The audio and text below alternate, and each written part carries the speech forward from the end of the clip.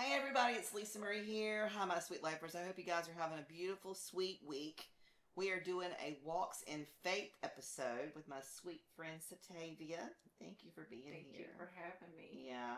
And you guys know this is a new series that I started as part of my ministry where I'm meeting with my friends and we're talking about how they found Jesus, when they found Jesus, and how Jesus has changed and they're been influential in their lives and their journeys with Jesus is basically what we're doing. So we invite you to our conversation. So well, I'm thrilled as pieces to be here, especially for this topic and with you. I mean, it warms my heart. I'm so glad you invited me. Well, you're so sweet. I want to hear all about it. Yes. So I've had friends that have come. They've been born into the church, been at church every single day of their lives. They felt like in childhood, left that, then became an adult, and then came back to church. I've had friends on this couch talk to me that have not been in church, that have done drugs, that almost killed themselves, and they've just found Jesus and realized that that was the right way to go, and have been led and moved into a whole nother place that they never thought they'd be at in life. And so all different walks, all of us find him in different ways. And so I wanted to have you share, because I know not only is Satavia, because some of y'all are watching the whole channel, not only is Satavia a dear friend of mine, she's also been with me for 16 years as one of my families that I take care of them for photography. And we've done our book to get her book. Really, I feel like it's her book. It's our book. It's our book. It's our book. The Healing Pen Collective. Yeah. Book. And so we've got that in common now as well. But so much of that book is about walking people through their end of life journey and saying goodbye to those that are left, saying goodbye, and then for those that are left behind. So, but talk to me. So, did you get born and raised in the church? I did. Yeah, I did. So, when you invited me, I was thinking, when you think about like your walk of faith, how did you come to know Jesus? When I thought about that, I was like, man, I don't know of a time in my life where Jesus wasn't a part of my life. Like, I feel like I was born into a Christian family. I had both of my grandparents were big believers. My parents were young parents, so both of my grandparents were very instrumental in my life, and it was a non-negotiable. Church, believing in God, going to Bible study, all of those things. So I feel like I'm not sure if I have a magical story in that because it's all I know, but I can tell you that as I grew up, right, you get your own story with Christ. Right. You get your own foundation of getting to know God. And I can remember I went to Houston Baptist University, and so a part of my curriculum was I had to take theology classes. And so I had like an array of courses, and it was very different from what I had learned in the church. Right. Like it was a whole new world. And I can remember feeling like, there's so much more to learn than just what we had learned at Vacation Bible School and Children's Church. So I would say when I went to college and I had that experience at my university, that was almost like an experience that opened up Christianity on a whole new level to me. And from that, I continued to dig deeper and deeper in it. So much so, during that time, I had a church family with my parents, with my mom, and I started to look for another church. Like I felt like I was looking for more. And I found my church at the time, South Post Oak Baptist Church, and man, it was the 2000s. No, it wouldn't have been the 2000s. 96, 97. Okay. Or maybe the 2000. I don't remember the year, but I can tell you this church was perfect for me at the time. Like my other church was perfect, but this was like perfect for me. Right. And it was, it was young people, it was older people, but the messages were like, man, they were hitting me left and right. Like it was like this pastor knew my story, or all of the sermons were like on things I could really appreciate. So from that, I started to like create my own story with Christ, if you will. And, I go on to school, I enter the nursing program, and I'm walking those steps, and I had a couple of delays in my journey, and I ended up graduating top of my class. Right.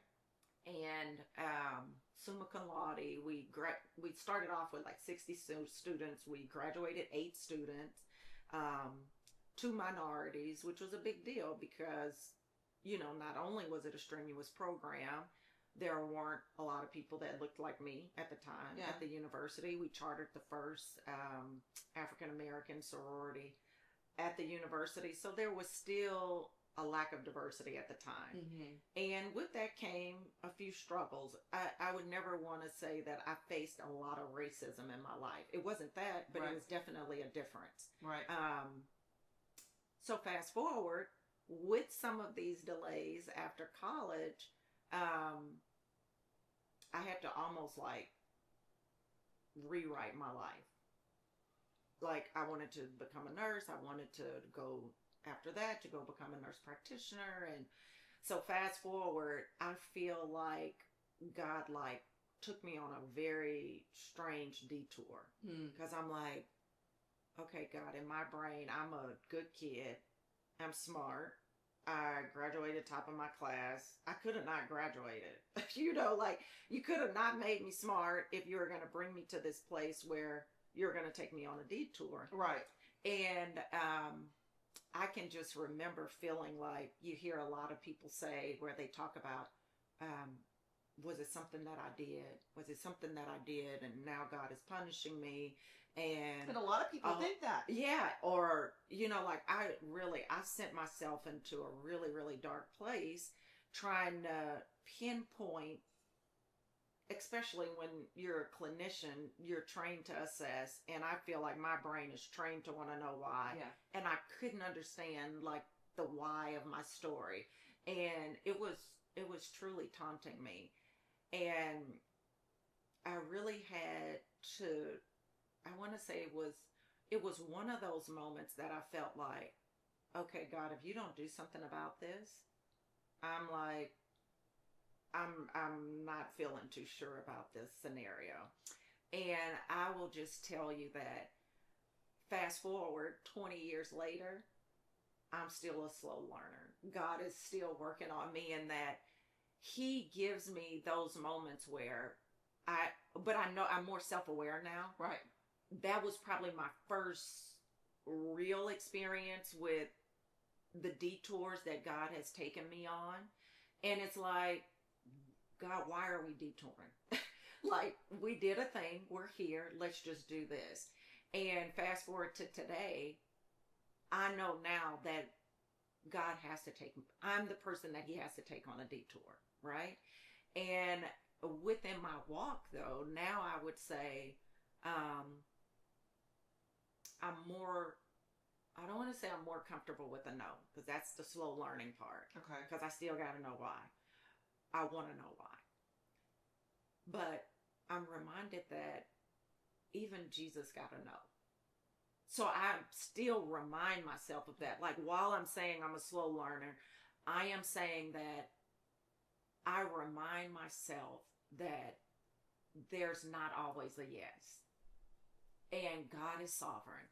And God is perfect. He's always perfect. His way is always great, even when it doesn't feel great. Or makes sense. Or makes sense. Yeah. Right? And it's not, I have to remind myself, it's not always something anybody did. Right. If Jesus can be told no, certainly I can be told no. Right? Yeah. And even in, Jesus is Jesus. He knows He's Jesus. Right? But even in His humanity, He still asks God to pass this bitter cup for me. For sure. Right? So sometimes I'm faced with, or I hear people, especially in my hospice journey, where it's like, you don't want to shame the kingdom.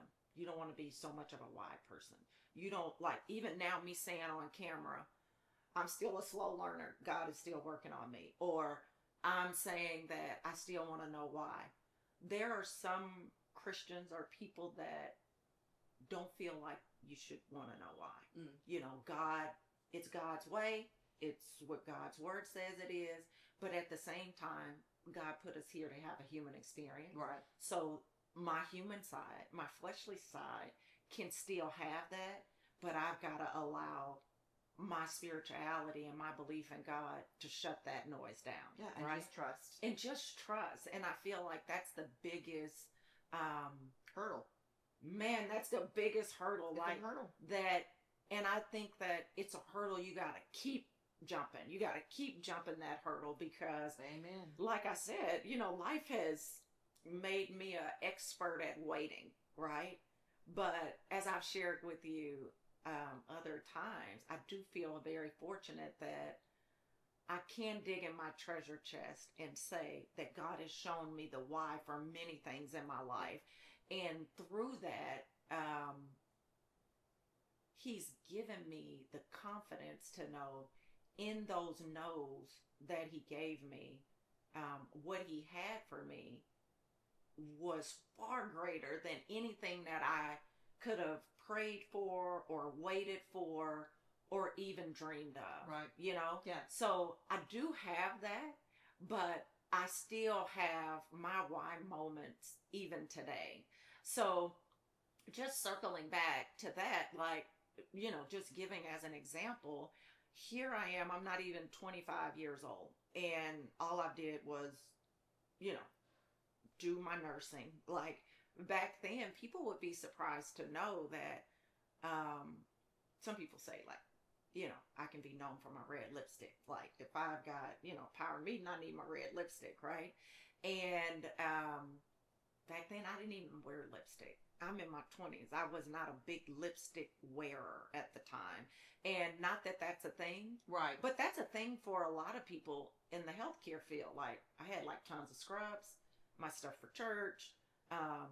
Like, it was my whole life. So, when I'm trying to see, like, what am I going to do next? I'm going to go back to school.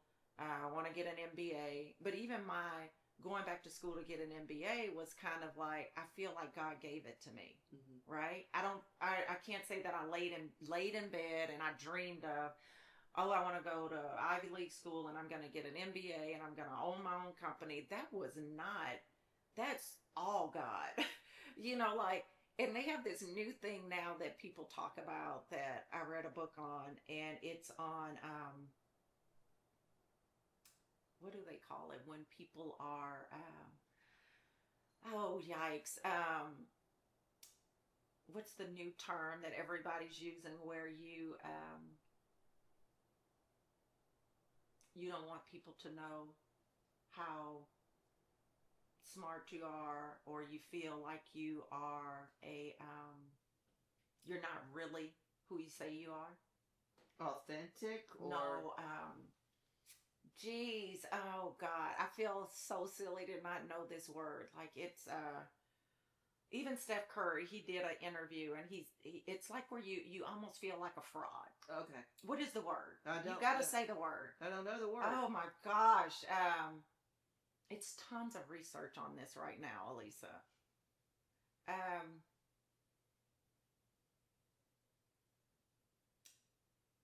don't know, sweet girl. Okay, well, but this being is my point. inauthentic, being it's believing or no, thinking it's that like you're... tons of research on it where you're feeling like, I don't know if I'm really this, or I don't know, like I'm struggling with a lot of insecurity. Gosh, I pray the word comes to me. God, give it to me. But so I'm saying this to say, a lot of times when you say something like, God gave me everything I have, I don't want to take the credit for it. Right. It's kind of like I've heard from other people in other interview scenarios, or when talking, they'll say, you shouldn't say that because you've worked really hard. You know, you've accomplished this, you've accomplished that, and you know, you should have had your own business. You went to school to get an MBA and you should have had this, you did that. But really at my core, I'm not really trying to not take credit for it. I believe in my heart that God really did it. I did not set out. Like, He truly gifted it to me. There's no 25-year-old, under 25-year-old that I know in my 20 years of hospice. It just doesn't happen. Right. It just doesn't. Well, I mean, and let me say this. You may have one. The ones that I had at times, or the very few times I worked alongside of them, it didn't last. Right. You know, like it was, I'm looking for autonomy. I got a new baby. I need some flexibility. Not because they loved it, right? And God blessed me to meet some people where there was a great opportunity in hospice, and I got in it, and I loved it. Like, older people loved me, and I loved them. And I was young enough and innocent enough that I didn't know I didn't know to not be right. Yeah. I didn't know enough to know that I didn't have a lot of experience. And God blessed me with some just gracious, amazing people that taught me the way. Mm-hmm. And when I say that, it's probably fair for me to make sure you know, I did not spend my time as a hospice nurse. I spent my time in hospice on the business development side, on the operation side. But because I was a nurse, it allowed me to have a superpower. Mm-hmm. Even if that superpower was only a superpower in my brain. Right. Like, I felt like I had everything that everybody else had. And that thing was a big heart. That thing was the anatomy of the body. I had enough knowledge, just enough to be dangerous, but I also had the business executive skills to be able to go and piece together what it took Mm-hmm. to operate the back office and to grow the business. Mm-hmm. And nobody did that but God.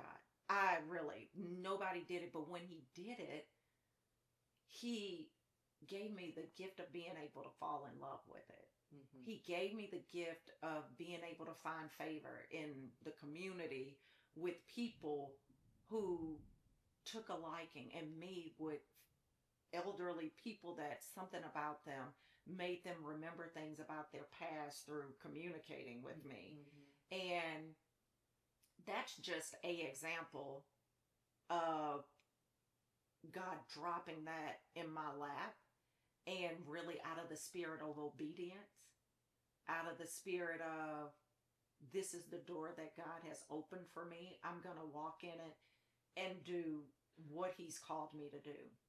Like, it wasn't hard for me, because I feel like it wasn't hard for me because I was a believer. Right. I think that it wasn't hard for me because God had given me a compassionate heart. So I wasn't afraid of environments where people were dying, because I feel like it was because I had a belief in a higher power. And I had the heart for someone that was sick, right? And so fast forward through that, I just feel like, I mean, there's just been countless times where I would not have had it that way. And may my grandmother's soul rest in peace. I can remember sharing a story with her, and another one of these times, like, man, why is this way? Like, it's because I'm the kind of person that I believe that if you give me the criteria, you tell me what we need to do a thing. My business partner would probably laugh if she was here, because I would always tell her, oh, we're smart. We can read. We're going to be able to walk these steps. Right? It's nothing magical happening here. Like, we're able to do this. But if I do it like you tell me to do it, and I'm going to do it, I'm a big instruction follower, then I need it to come out like that. Right. If I have a recipe and the recipe says do this, It's just supposed to I don't need it to come out different. Right.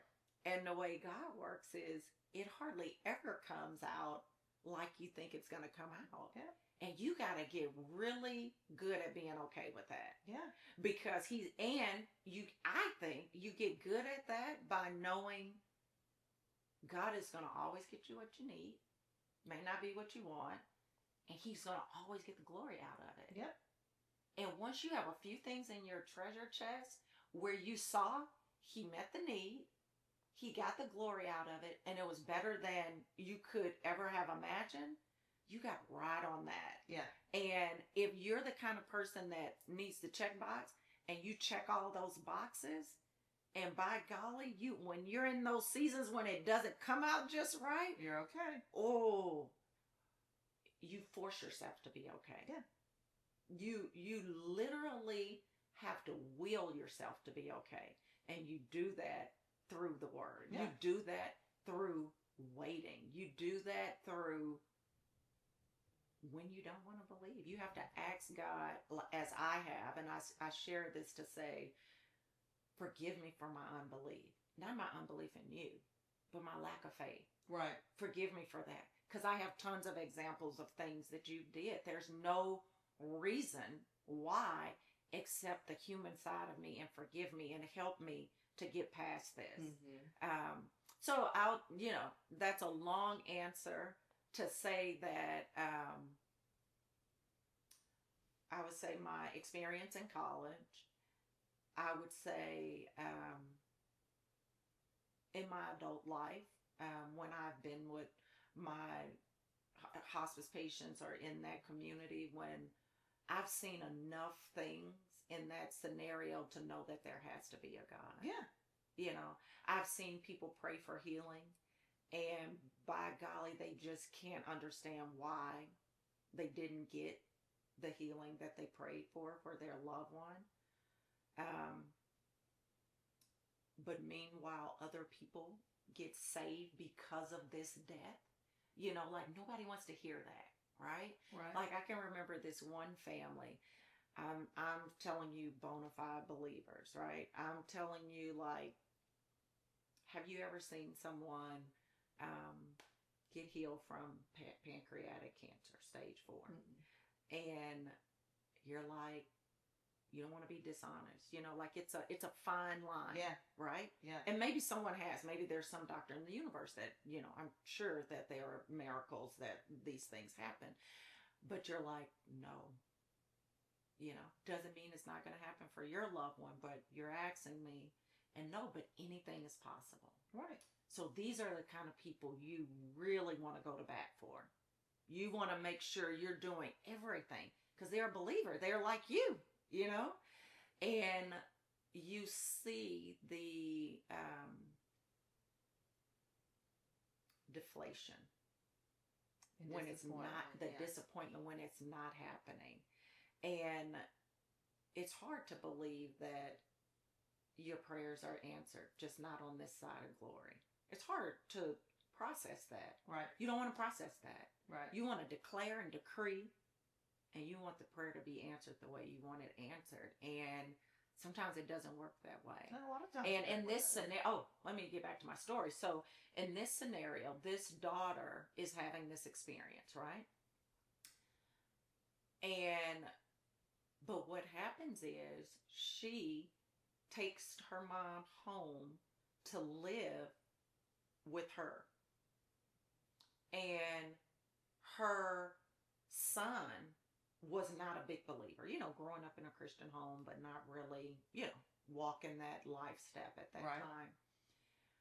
But through being there with the grandmother on hospice and seeing all that God was doing for her, how he was bringing her peace, because pancreatic cancer can be a very painful experience. On the other side of that, if we were to have her here with us, she would say, I lost my mom, but I gained my son. Because since he saw how his grandmother passed away, mm-hmm. it created salvation for him. Mm-hmm. He decided to commit his life to Christ.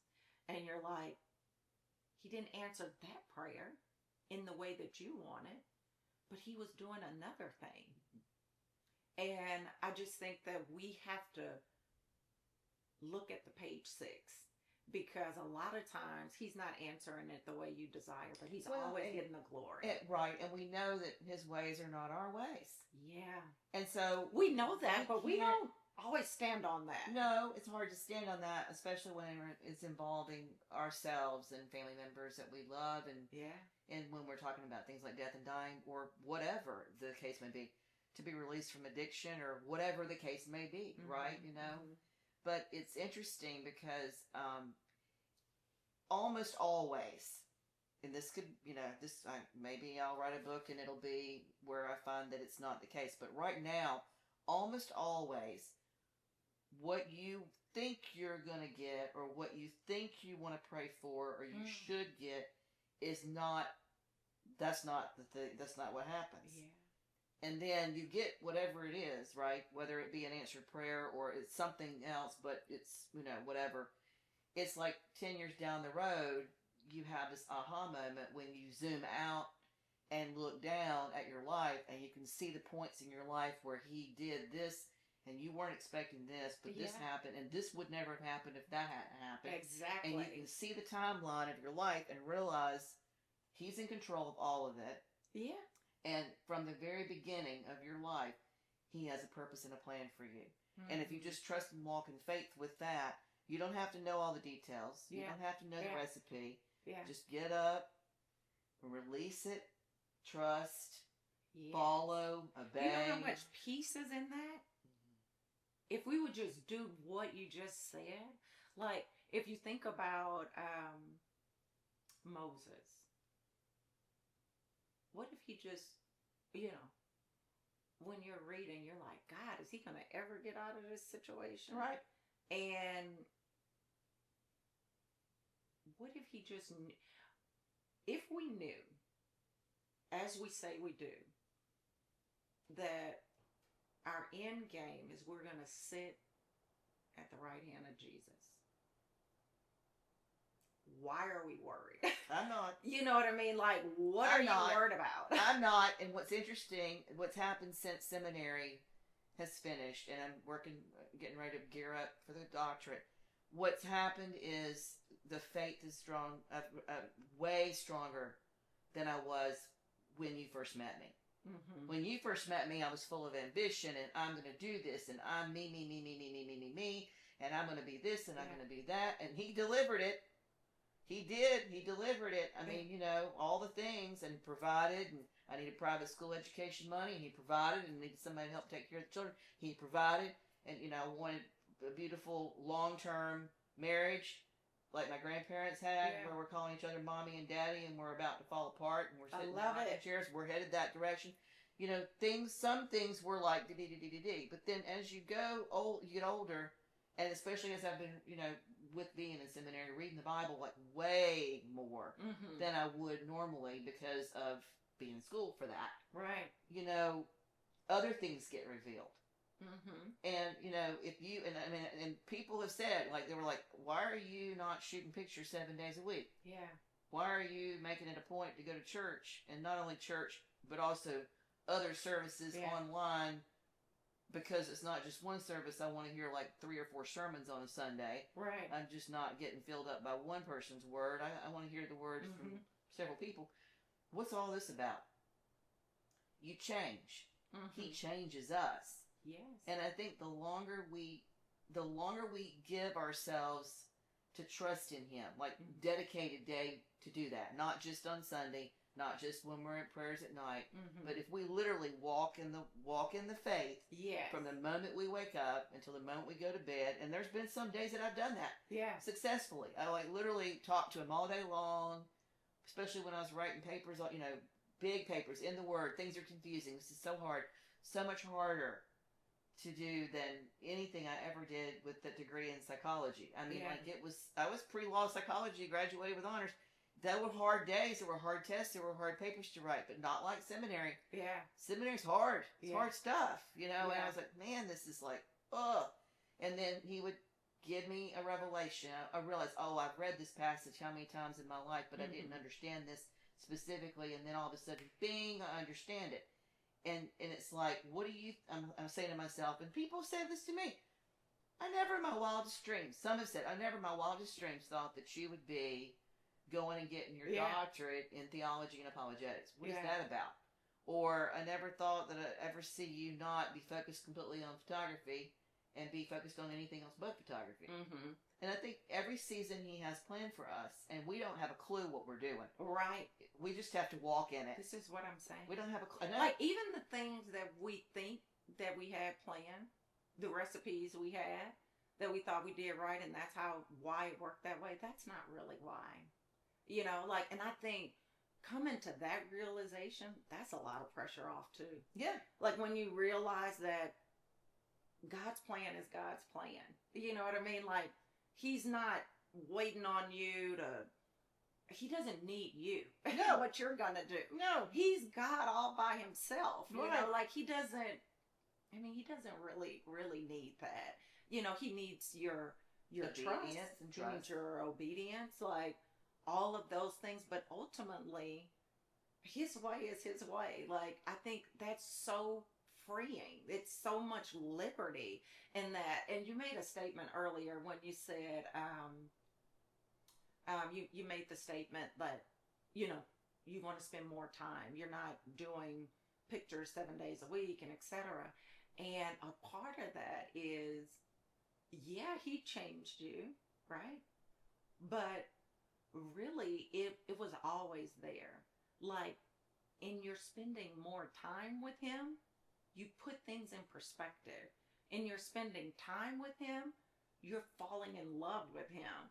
When you're falling in love with him, you're reprioritizing according to what's His important to you. In his will. And his will. And, you know, this is the thing. I mean, this book that we've done together, you know, and the idea potentially, which just seed got planted with your mom, about maybe being a pastoral component to the hospice. Yes. And I remember back when I was doing the kids' cancer calendars, and the Uh-huh. parents were in the studio crying, and they were like, how could you do this work? Yes. Like, how can you be in here taking pictures of children that we know are not going to live to be 16 and not be able to, and be able to do it without a tear in your eye? I Yes. said, because God has a plan for everybody, and not Yes. everybody gets to live to be whatever it is, right? Mm-hmm. And that comes from the background and history and experience of losing mom. So everything's interconnected. And I believe that this has been a season of preparing me. And I think that the COVID thing of having to slow down and not be able to have people in, and then reprioritizing what is important, he's been using this time Yes. to change my whole entire... Oh, 100%. Yeah, and so... And he needed all of that. All of the things let me take that back. He didn't need it, but all of those things, he already knew you were going to be who you were before this phase. But it's just a greater, and for me, I can say I never thought I would live to the day that I could say, I'm so glad he took the reins. Yeah. I'm so glad he took the reins, but also I wouldn't change it. It would not have felt as good as it did when it happened. It would not have had as much purpose and fulfillment for me had I not had these other experiences around it. Yeah. Man, like, my appreciation for things and people is probably surprising to a lot of people. Like, I mean, like, I've had people that I work with, and they're like, oh, you're so nice. Oh, they know to come to you because of that. It's hard for you to say no. And it's like, I've been so blessed. There are so many people that have showed me so much kindness that God has given me a gift to be able to see past some things. And even if I do see it, give a little bit more grace. Yeah. And even the people that were not so kind, God has sent other people to be kind. Right. And it just may not bother me the way it bothers another person. Right. And there are other things that may be upsetting to me that may not be upsetting to a person. And in the times that I feel like God sent me to do a thing, I don't let other things deter me from doing it, because I believe that God has put it on my heart to do it. Well, like, and me not doing it is me not being obedient. Right. So I can't do that. Exactly. It's like I've been called for a long time. Kept saying no. kept giving excuses. Yeah. I need to do this, I need to do that, I need to buy another Louis Vuitton. Yeah. I need to do all these things, all the worldly things, all the fleshy things, all the artistic things. And then I finally just said, no, I'm done. I will give it to you. I'll give you it all. And now he's using me, and using me with this channel, using me in so many ways with this book. Yes. You don't know we have no idea how many people's lives we're going to be able to touch through just that. Yes. And someone asked me, like, what are your goals for the book? And I'll share with you, I told them, if I feel like we are, I feel like we are, what's the new term? Marketplace evangelists. Like, if we could help one person. Yeah. If there's one person that reads it and it helps them, I would be satisfied. It's a book from my heart, from all of the author's heart. Everybody's story is from their heart. Mm-hmm. Like, all of us, even without asking them, I can guarantee you, they would all say, if my story could help one person, I would be happy with that. Yeah. And it's such an array of stories. There's no doubt. Like, I don't have it, sometimes when you write something, you're like, oh, I don't know.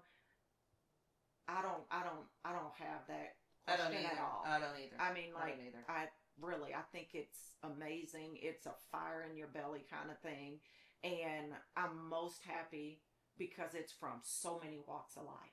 Just like the Bible, right? Like, there's nothing new. It's all in the Bible. Like, and it's stories, like, and that is another thing that I think that in my career, it's been nothing but a collection of stories. Right. My life is one big story. Mm-hmm. Like, you could almost chop it up in a chapter book and it would be exciting. Mm-hmm. Me being born to, an 18-year-old and 20-year-old guy is an amazing story.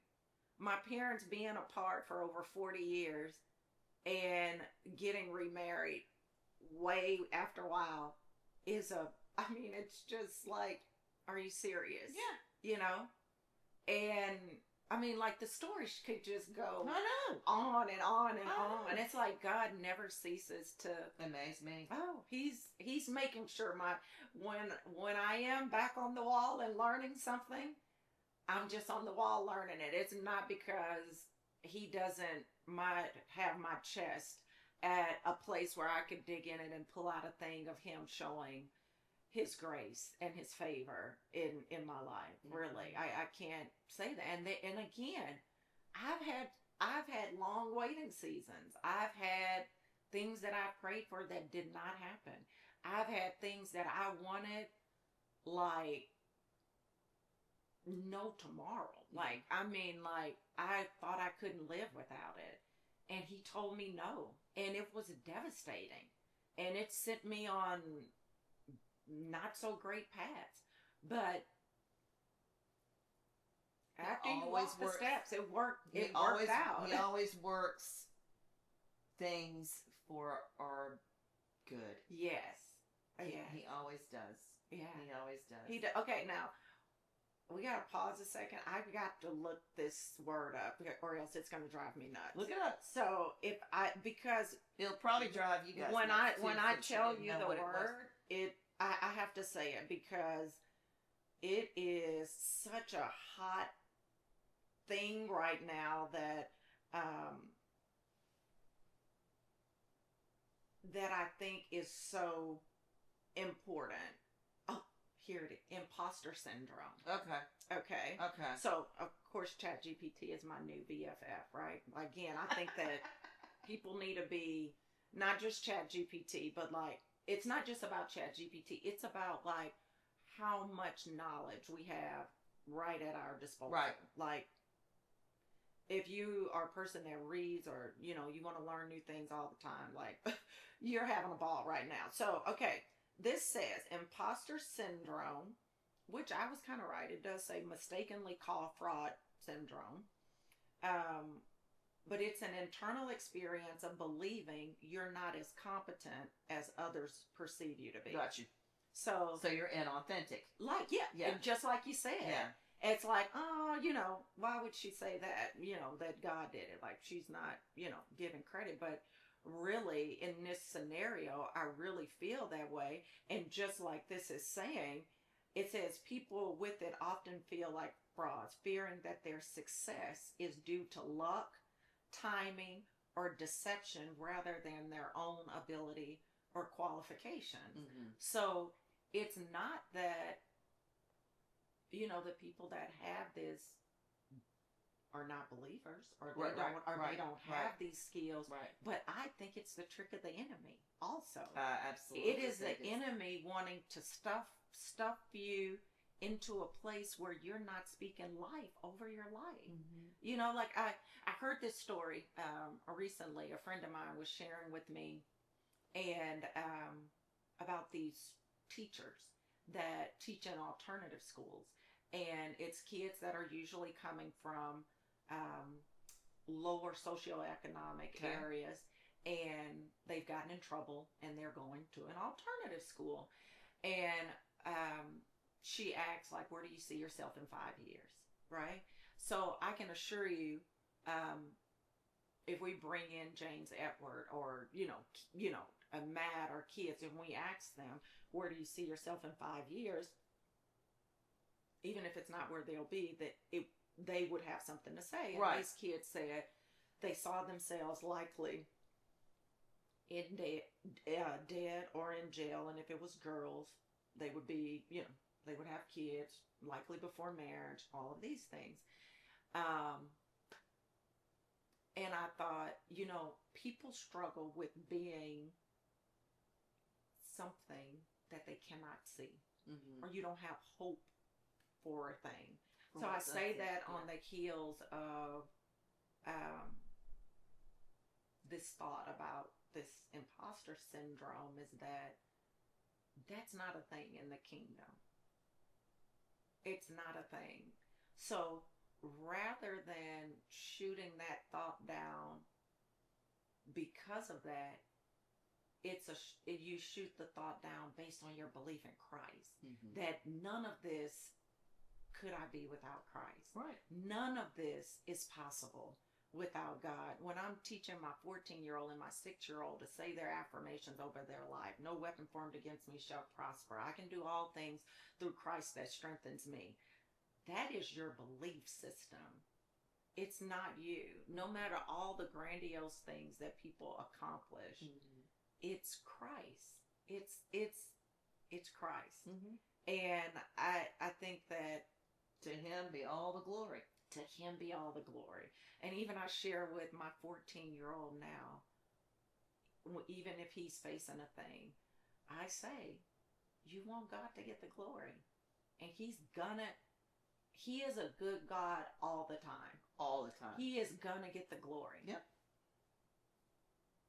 Might not look like what you think it's going to look like, but his glory. He's got it. Glory. He's got it. Yeah. And you don't always have a roadmap. No. I don't always have the recipe. No. And I think you got to get okay with that, especially when you're a why person. Like, you got to be okay with being able to say, I don't have the answer. No. I don't have any advice. And I can't remember how many times I wrote in papers galore. Yes. God created us. We're here to serve him. It's the not serving him that landed us with sin. Oh, yeah. And some serve Satan, and some serve him. You make your choice. Yes. You can serve the world, or you can serve him and be stuck in it. Right. And then right on, circle back to death and dying. When we are gone from this body that dies, yes, we are reunited back, yes, to our new body in Christ. That's it. And we're just here. We're doing what we're supposed to be doing, or we're not doing what we're supposed to be doing. And some of us that know better need to do better. Yes. And some of us that don't know need to inform those that don't know, yes, so that they can know. Yes. And that's kind of where I'm at with the whole situation. I mean, you can dumb it down as much as you want to. It's really that simple. Either you are or you aren't walking the right walk. Even if you say you are and you aren't behind a closed door, get it right, because you don't know when you're going to go. Yes. You don't know when he's going to bring you home. That's so true. And, we don't know. His ways are not our ways. We just trust that whatever. Not this life everything brings. do you get a do-over. No. You know? But I do believe this. I believe that God has put you in my life for a reason. Well, thank you. I've always felt like He put, man, you came in my life at a, at the birth of my first son. I mean, like, I'll never forget it. Like, I feel like we'll be friends forever. With photography, with the book, when we're old, like, when none of that's going on. Like, you'll be clapping at me in the pulpit. Yes, if I exactly. can ever get brave enough to get in one. That's because you're in it all the time. Well, you're in it without being in it. You're in it. Yeah, and that's, we do it as we are really doing God's work. Yeah. We're doing God's work on the channel. We're doing God's work with this book. Y'all are doing God's work in hospice. Yeah. We're doing it. We're not necessarily just standing up in a pulpit and doing it, but we are doing it. But I believe everything has happened for a reason. Mm-hmm. And I believe that God does not put people in people's lives. We're certainly not a coincidence. Oh, no. We are not. No. We are not. Like, when I talk, like, it's funny to me when you say that you're my photographer. Like, in my brain, like, you just don't know the times that you've ministered to me just through your story and through your joy and with your kids. You got to remember, when we met, it was pre-mat. So I'm seeing you mother, like, when your kids were smaller. Yeah. I'm seeing you be an entrepreneur and a mom. I'm seeing you be the mom, most wanted photographer, entrepreneur, and be a wife. Again, it goes back to what I was saying, like, you're having an opportunity, a gift to see a person walking in these stages of their life. Mm-hmm. Not everyone has seen that. Like, I don't take that for granted. Yeah, because you see somebody once and you don't see them again. And we're family. I mean, I see you. Or you see a person in their dimension of work. And that's it. That's it. You don't see them in their other many facets. And I think that having an opportunity to see someone in their many facets is really when you get to see the real picture. Mm-hmm. Because you could be great at one picture and be a not so great human. Yeah. You know what I mean? So I feel so blessed that I don't just know you as my photographer. I know you as a friend. I know you as a believer. I know you as, even when you talk about before God saved you, like, in my brain, I didn't see you as unsaved at the time. I have always seen you as sharing your light. Like, in my brain, having that invisible spotlight and sharing that with others, in my brain, that's a form of ministry, because so many people bring negativity and hate and things that are not positive that impact people. You never know. Like, sometimes the way you carry yourself, the kind of aura you let off, right, it can be damaging to other people because, you pick up spirits and take it with you. And yours has never been that way for me. And I totally appreciate the all good vibes and the good energy.